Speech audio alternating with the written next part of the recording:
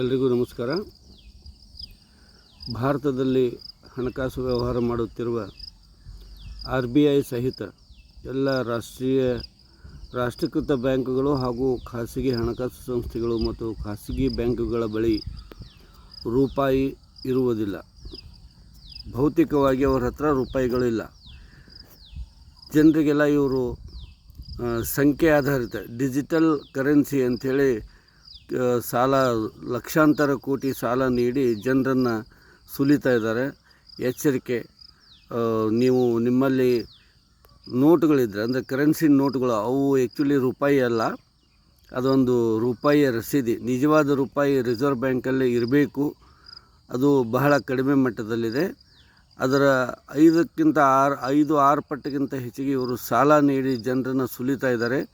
ಇದೊಂದು ದೊಡ್ಡ ವಂಚನೆಯ ಜಾಲ. ಇದರಲ್ಲಿ ಎಲ್ಲ ರಾಷ್ಟ್ರೀಕೃತ ಖಾಸಗಿ ಮತ್ತು ಹಣಕಾಸು ಸಂಸ್ಥೆಗಳು ಭಾರತದ ದೇಶವನ್ನು ಲೂಟಿ ಮಾಡ್ತಾ ಇದ್ದಾರೆ ಅಂಥೇಳಿ ಈ ಮೂಲಕ ಎಲ್ರಿಗೂ ಎಚ್ಚರಿಕೆ ಕೊಡ್ತಾ ಇದ್ದೀನಿ.